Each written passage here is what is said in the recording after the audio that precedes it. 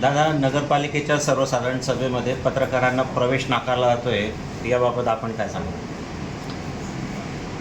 अतिशय योग्य प्रश्न आपण आज विचारलेला आहे आणि सर्व पत्रकार बांधवांचा रोष असणं हे अतिशय साहजिक आहे. परंतु आजच मी बातमी वाचली की येणाऱ्या 30 तारखेच्या जनरल बॉडीच्या मीटिंगमध्ये पत्रकारांना येऊ देऊ नये अशा प्रकारची भूमिका नगराध्यक्ष घेत आहेत.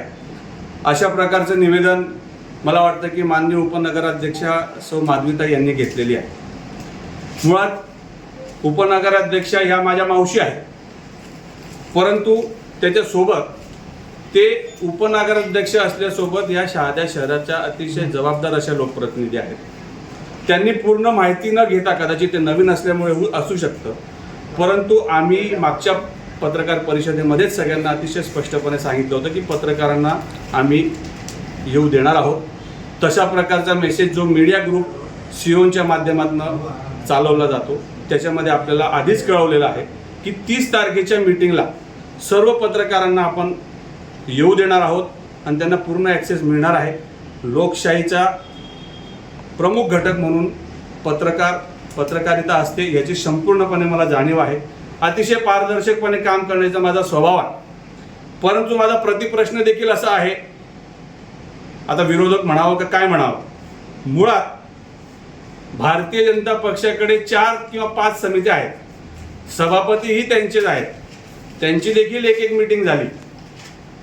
पहिल्या जनरल बॉडीच्या मीटिंगमध्ये सर्व विषयांना स्थगिती किंवा नामंजुरी देत असताना सर्व भारतीय जनता पक्षाच्या नगरसेवकांनी भूमिका अशी घेतली की विषय स्थगित ठेवावे आणि त्यांच्या समितीच्या मीटिंगमधनं ते मंजूर घेऊन मग जनरल बॉडीच्या मीटिंगमध्ये ते विषय आले पाहिजेत अशी प्रकारची भूमिका त्यांनी घेतली.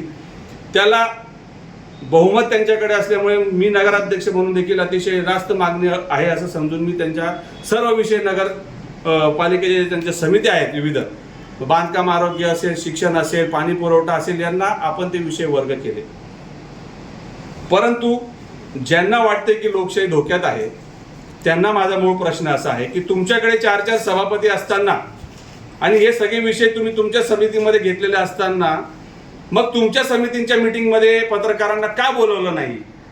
मग तुम्ही लोकशाहीचा गळा आवळण्याचा प्रयत्न करतायत का? पारदर्शकपणे तुम्हाला कारभार करायचा नाहीये का? असा प्रतिप्रश्न मी देखील विचारू शकतो. परंतु प्रशासन चालवत असताना अनेक अडचणी असतात, काही गोष्टी मागे पुढे होत असतात. कुठल्याही प्रकारचा परस्पर निर्णय होऊ शकत नाही. सर्व समित्या तुमच्याकडे आहेत. परस्पर कुठली गोष्ट जर घडली तर त्याचा सर्वस्वी जाब विचारणा अधिकार बहुमताने तुमच्याकडे आहेत, समित्या तुमच्याकडे आहेत. असं असताना पत्रकारांना येऊ देत नाही अशा प्रकारची पोरकट भूमिका कृपया कोणीही घेऊ नये असं माझं मत आहे. सर्व नगरपालिकेच्या बैठकांमध्ये किंवा सर्व गोष्टींचा ॲक्सेस हा पत्रकारांसोबत सन्माननीय नगरसेवकांना देखील आहे. माझा अतिशय पारदर्शकपणे कारभार झाला पाहिजे या मताचा मी आहे. सर्व पत्रकार बांधवांना आम्ही हात जोडून विनंती करतो आहे की आपल्याला कालच सिओननी सांगितलेलं आहे की आपण पत्रकार परिषदेमध्ये हजर राहावं. आपण त्याचं लाईव्ह चित्रीकरण करा.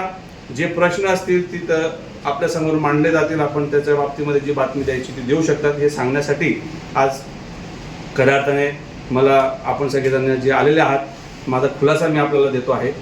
पुन्हा एकदा 30 तारखेला मीटिंग आहे. सर्व पत्रकारांनी यावं ही हात जोडून विनंती. धन्यवाद.